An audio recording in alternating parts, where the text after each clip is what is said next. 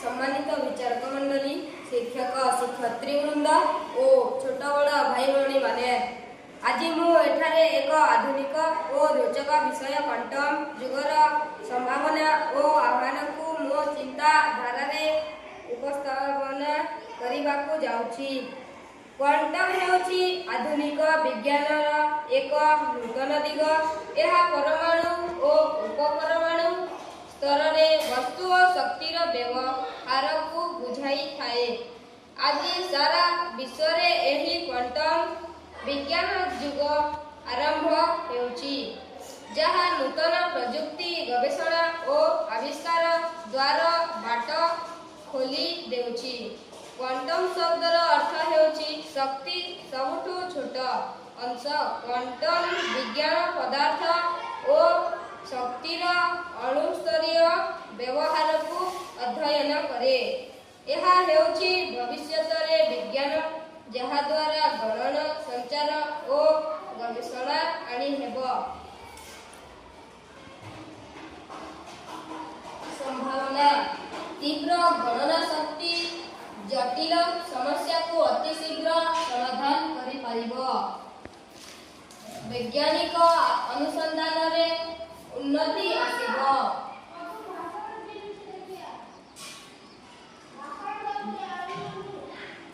कृत्रिम बुद्धि रे अग्रगति, तथ्य प्रक्रिया एवं निष्पत्ति ग्रहण द्रुत हेबो।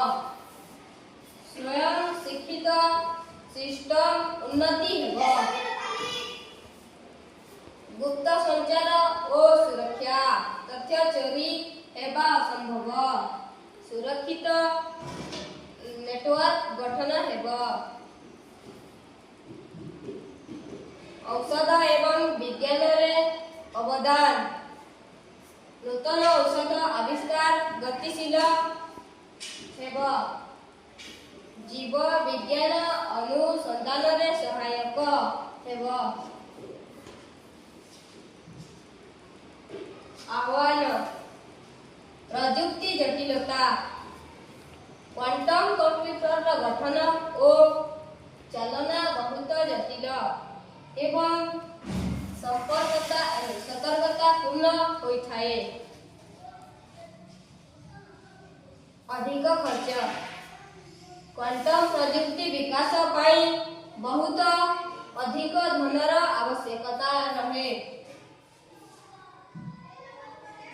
साइबर सुरक्षा विपद, क्वांटम कंप्यूटर पुराना गुप्त तथ्य भंग करि पारिबो, जहा नूतन सुरक्षा पाई समस्या सृष्टि करे।